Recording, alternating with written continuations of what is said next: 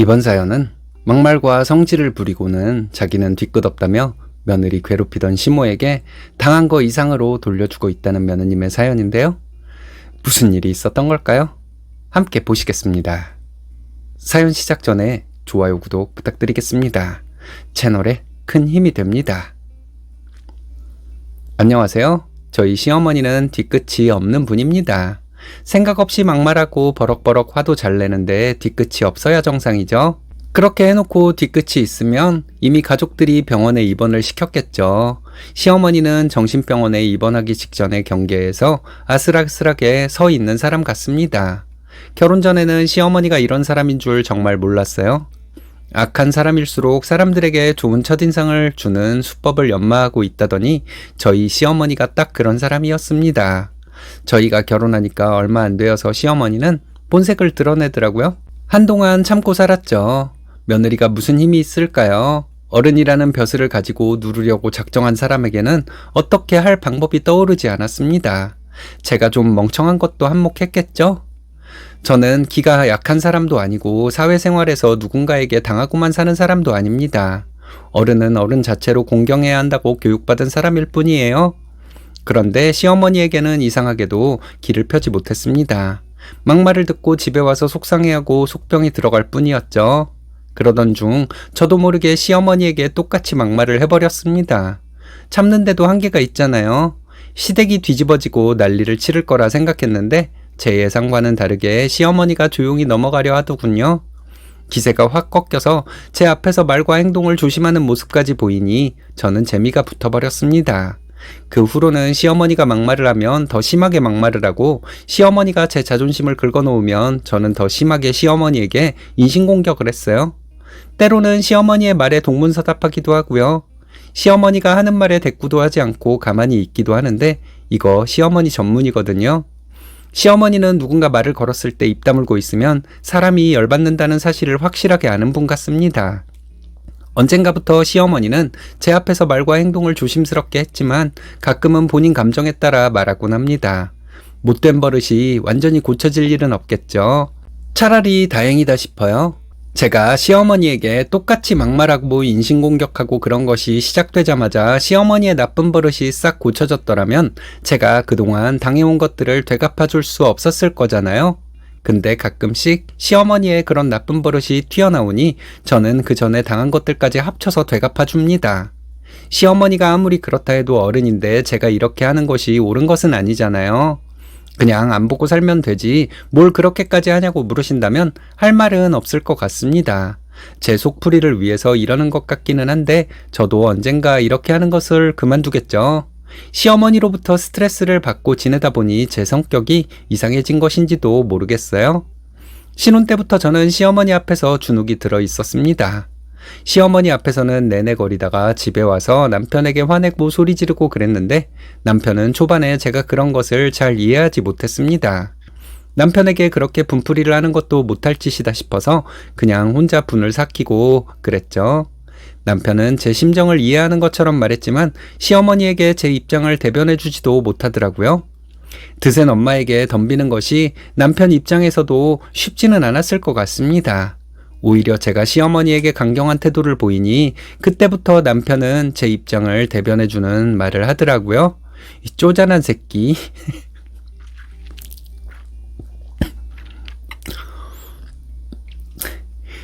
예전부터 시어머니는 너네 부모는 너 시집 보낸 거 알고는 있니? 이런 말씀을 자주 하셨어요. 그게 왜 나온 말이냐면 저희가 친정에 자주 간다고 하는 말씀이었습니다. 친정과 시댁에 똑같이 자주 갔는데 말이죠.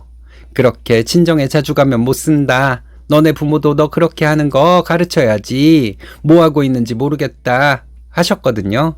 자주 듣는 얘기였는데 그날은 시어머니의 이런 말이 왜 그렇게 거슬렸는지 저도 모르게 제가 오빠랑 결혼했지 시댁이랑 결혼했어요? 이렇게 소리를 질러버렸어요.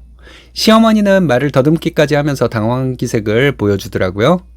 너네 부모라니요? 어머니 이제 환갑이에요. 근데 아직도 말을 그렇게 할 줄 몰라요? 하고 표독스럽게 말했습니다. 말하고 나니 이제 큰일 났다. 이런 생각이 들며 겁이 덜컥 나더라고요. 시어머니는 당황해서 어버버하고 있는데 남편이 맞아, 엄마. 엄마가 말을 항상 심하게 했어. 그렇게 하는 게 아니지. 이러더라고요. 시어머니의 새로운 모습을 봤어요. 인신공격과 막말을 즐겨하는 분이신데 막상 자기가 그런 일을 당하면 당황해서 말을 잇지 못하는 분일 줄은 꿈에도 몰랐습니다. 그런 시어머니의 모습을 보니 저는 또 얼마나 황당했겠어요. 찔러도 피 한 방울 안 나올 것 같은 시어머니에게 이런 약한 모습이 있다는 것에 깜짝 놀랐습니다. 저희는 봄에 결혼했고 남편의 할아버님 제사가 초겨울에 있었습니다. 결혼 전에 남편은 자기 집에 제사가 없다고 분명히 말했거든요. 그런데 저희가 결혼하고 나니까 시어머니는 제사를 부활시킨 것이었어요. 저에게는 얘기하지 않고 남편에게만 할아버님 제삿날을 알려주었습니다. 남편은 계속되는 야근 때문에 정신이 없어서 할아버님 제사를 깜빡하고 있었어요. 할아버님 제삿날 전날에 시어머니에게 전화가 왔습니다. 오빠가 알려주지 않아서 저도 모르고 있었어요. 다음부터는 저에게 얘기해 주세요. 했거든요. 시어머니는 시댁 제삿날을 모르고 있으면 쫓겨나야지. 그런 식으로 시댁을 우습게 할 거면 이혼해야지. 왜 같이 살아? 이러시는 거예요. 그럼 이혼할게요. 어머니가 이혼하라고 해서 이혼하는 거니까 어머니가 다 책임지세요. 지금 통화 내용 다 녹음되고 있어요. 그리고 어머님이 그동안 전화로 저 괴롭힌 것도 다 녹음했고요. 제가 갔을 때 괜한 거 가지고 저 들들 볶았던 것도 녹음돼 있어요. 그거 가지고 어머니랑 오빠한테 위자료 청구하고 이혼 소송할게요. 이렇게 말했습니다. 시어머니는 전화를 뚝 끊어버리더라고요. 제가 다시 전화를 했더니 전화를 안 받으셨습니다. 그날 퇴근해서 남편이 말해주는데 참 웃기지도 않더라고요. 시어머니가 남편에게 전화해서 이런 일이 있었는데 어떻게 하냐면서 벌벌 떨더랍니다. 남편은 그러니까 왜 그렇게 말을 하시냐고 핀잔을 주듯이 말했대요. 시어머니는 아무 말도 못하고 벌벌 떨기만 하더랍니다. 작년 새해 첫날에 친정부모님과 동해바다로 1박 2일 여행을 다녀왔어요. 저희 아빠 친구분이 해수욕장 근처에서 펜션을 하고 있어서 어렸을 때부터 그곳에 놀러 간 적이 많았거든요. 해돋이를 보러 가자고 하시며 비용은 전부 아빠가 책임진다고 해서 남편과 저는 당연히 가겠다고 했습니다. 동생은 미혼이라 한 차에 5명이 타고 다녀왔어요. 차는 남편 차로 갔고요. 갔다가 집으로 돌아오는 길에 시어머니에게 전화가 왔습니다. 다음날 마침 쉬는 날이라서 시댁에 가겠다고 했죠. 오늘은 왜 못 오냐고 물으셨고 남편은 생각 없이 우리가 친정 식구들과 여행을 다녀와서 피곤하다는 말을 해버렸습니다. 남편에게 그런 말은 뭐하러 하냐고 했지만 이미 말을 해버린 걸 어쩌겠어요. 다음날 시댁에 갔더니 시어머니는 너네는 어쩌면 그렇게 우리를 무시하냐? 너네 친정은 소중하고 우리는 무시하는 거냐? 너네한테 앞으로 기대 안 한다. 내가 무슨 기대를 하겠니? 이러시더라고요. 저희 아빠 친구가 하는 펜션으로 아빠가 돈 다 내신다고 해서 다녀온 거예요. 이렇게 말했는데 시어머니는 그걸 내가 믿으라고 하는 말이니? 됐다 하시더라고요. 그래서 저는 시어머니에게 어머니가 하신 말씀에 책임을 지라고 했습니다. 매달 용돈 드리던 거 끊을 것이다. 여기 온다고 전화드리면 어머니가 가끔 필요한 것들 사오라고 말씀하셨는데 그런 말씀 하셔도 앞으로 안 사온다. 이렇게 말했죠. 그리고 저는 행동으로 옮겼습니다. 베풀고 욕먹는 멍청한 짓을 언제까지 하라고요? 남편과 맞벌이를 하는데 시댁에는 그런 것들을 베풀어야 하는 것도 짜증났었거든요. 친정부모님은 저희가 매달 용돈을 드린다고 했지만 절대로 안 받는다고 해서 못 드리고 있는데 말이에요. 게다가 저희가 친정에 뭐라도 사가지고 가면 저희 아빠가 딸 용돈이라며 장봐온 것보다 조금이라도 더 큰 돈을 항상 주셨습니다. 양가의 태도가 이렇게 다른 것은 남편도 당연히 알고 있었을 테고요. 시어머니 생신은 2월이에요. 생신 당일이 평일이었기 때문에 그 전 주말에 함께 외식도 시켜드리고 선물도 드리고 왔습니다. 생신 당일에 퇴근해서 남편이 시어머니께 전화를 드렸어요. 남편과는 담소를 나누듯이 통화를 하는 것 같더니만 제가 전화를 받으니 시어머니 말투가 확 바뀌어 버렸습니다. 어머니 생신 축하드려요 했거든요. 시어머니는 대답이 없으셨습니다. 어머니 바쁘세요? 지금 뭐 하고 계세요? 하고 물었는데 시어머니는 또 대답이 없으셨어요. 저랑 통화하는 게 불편하신가 봐요. 다시는 전화 안 드릴게요. 하고 전화를 확 끊어버렸습니다. 그러고 난 후로 저는 시어머니에게 한 번도 전화 안 드렸어요. 꼭 할 말이 있어도 전화 안 했습니다. 될 대로 되라는 시기였죠. 시어머니가 남편에게 저보고 전화하라고 했다는 말을 전하면 어머니가 나랑 얘기하는 거 싫어하시잖아. 이유는 모르겠지만 아무튼 그렇게 싫어하시는데 어머니 싫어하는 짓 하지 말아야지. 이렇게 말하고 넘어갔어요. 지난 여름에 남편과 여행을 다녀온 다음날 시댁에 갔을 때였습니다. 시어머니는 저를 보자마자 뜬금없는 말로 저를 갈구시더라고요. 너는 언제까지 그렇게 어린아이처럼 살 거니? 이제부터 생각 좀 하고 살아라. 이러셨어요. 어머니야말로 생각 좀 하고 사세요. 어머니는 기분에 따라 아무한테나 막말하는 게 너무 어린아이 같아요. 어머니 지능이 의심될 때도 있더라니까요. 이런 막말을 해버렸습니다. 시어머니는 너 지금 그걸 말이라고 하니? 하시더군요. 왜요? 앞에서 말을 이렇게 하는 게 낫지 뒤에서 호박씨 까는 게 낫겠어요? 저는 뒤끝은 없잖아요. 했습니다.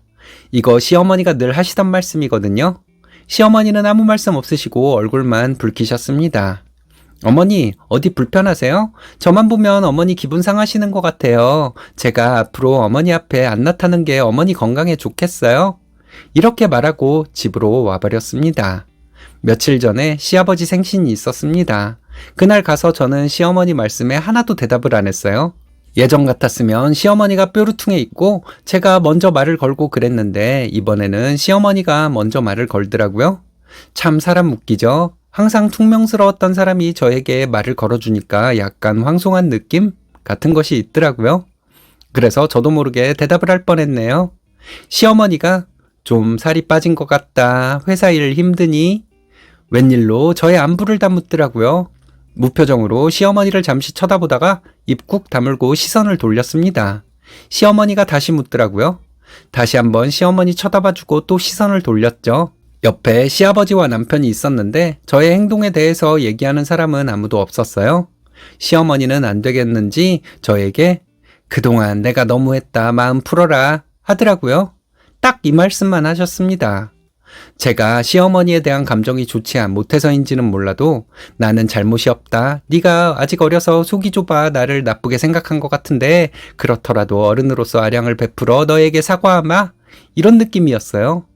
근데 여태까지 시어머니가 해온 짓이 있는데 이렇게 간단한 말로 제 마음이 풀어질까요? 시어머니는 이런 생각을 전혀 못하는 사람일까요? 시어머니가 사과로 제 마음을 풀어주려면 그동안 한 짓들을 전부 나열할 수는 없겠지만 몇 가지를 들먹이며 세부적으로 사과해야 한다고 생각하는데 제가 속이 좁은 건가요? 그날 시부모님은 제 눈치를 보셨어요. 그렇다고 해서 제 마음이 조금이라도 풀리거나 한 것은 없었습니다.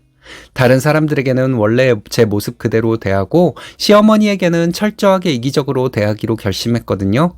시어머니는 그날그날의 기분에 따라 저에게 못되게 굴 때도 있었고 그렇지 않은 날도 있었지만 저는 기분이 좋은 날에도 시어머니에게 나쁜 감정으로 대하기로 결심했습니다. 시댁에서 나오면서 시어머니가 또 보자 하시길래 네, 30년 후에 봬요. 그때까지 제 마음이 풀릴지는 모르겠지만요. 30년 후에도 제 기분이 안 풀리면 또 30년이 지나서 봬요.